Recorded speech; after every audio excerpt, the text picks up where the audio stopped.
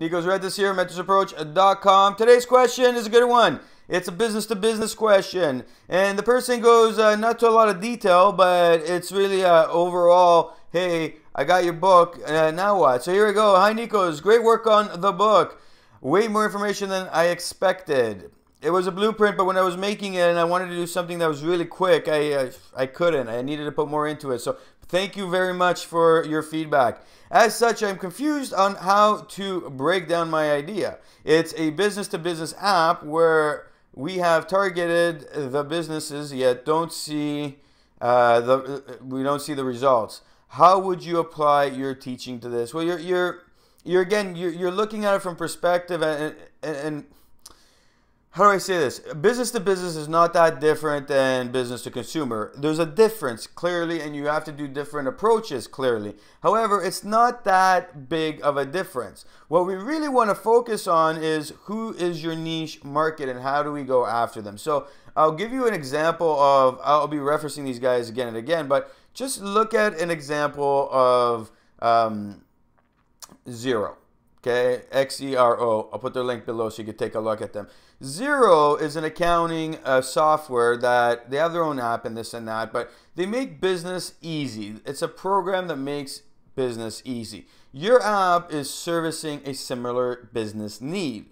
Okay, the problem is that your marketing strategy and your niche market that you're going after is not effectively doing its job, and you really need to break it down so you can get cash flow coming in so you can expand. The reality, when you look at Xero, and Xero started growing aggressively, especially when they got to the point where, yeah, we're going after the American market and we're going to enter the American market and this and that, and they grew extensively, but one of their factors of success was this thing called automation. You're able to do everything online, and it integrates with everybody. Now, it was too hard for them to code everything to integrate, so they did the plugin way, which WordPress has had a great success with it, WooCommerce. Okay, they integrated, and then everybody joined WooCommerce to make their own plugins to make money from it. So looking at that, look at all those sources of income they get. And then on top of that, look at the income makers that are in there that are providing these services to people like me who need to connect my WordPress to Xero to my payments, okay, and have everything automated. So whenever somebody pays on my website, everything's automated. My accounting software automates everything, and off we go. Your plugin is, you know, I'm giving this example because your app could work as an add-on to how these guys do it and make it a full plugin, okay? But why am I giving you this advice? Look at the niche market that exists, because we're opening up our heads and we're trying to go, you know, I've talked about this in all, like almost like how many videos now. We throw out this big net and we try to catch anything we can. Go to these sites, go to Xero, go to WordPress. There's a niche market for what they do. Like, I just paid $200 for a subscription plugin on WooCommerce, and then, you know, with Xero, I pay for Xero monthly, and then I pay for the Receipt Bank, and I repay for this and this.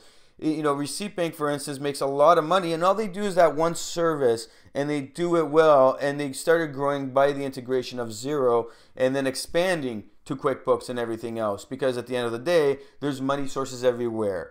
Okay. However, we start with that one niche and we go towards that niche. So now when people are coming into that realm, we know exactly what kind of businesses we want to go attract. So I recommend you go check out these websites, and I'm pretty sure you know about them, you've been on them, but really focus on the big companies that are in there, that are in those different listings, and they go, hey, I'm just going to provide receipt banks. That's it. I'm not going to do anything else. It is you taking a picture of a receipt and it goes into Xero. And then Xero can take care of all the accounting, because I don't really care. I care about taking that picture for you and then storing it nicely so you can have it 7 years down the road when the CRA or whenever government comes up and goes, hey, I want to do an audit on you to check you out, and you just open up your books and off you go, because you have everything stored.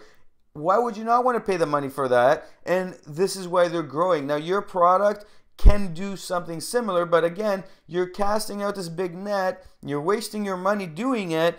you're gonna go down a route where you've wasted too much money, you're gonna feel like you failed, and you're gonna have to take more time to come back to the drawing board and figure that out. Well, you don't need to do that. I would stop doing the advertisements until you figure out who you want to target, find a niche market, go after that, okay? And once you find that, now you're going to be able to say, these are my packages for you guys that suits your business needs. So take a second, walk back, look at all this, take a look at these websites, check out what these little plugin add-ons are doing, and figure out what their niche markets are by their packages, for instance, and figure out how you can tailor yours towards that direction. So again, if you need more information and you want to check out more, please visit mentorsapproach.com. If you haven't downloaded the book, download it. And please go to the group, Ideas to Profits, so you can sit there and check out what other people are doing,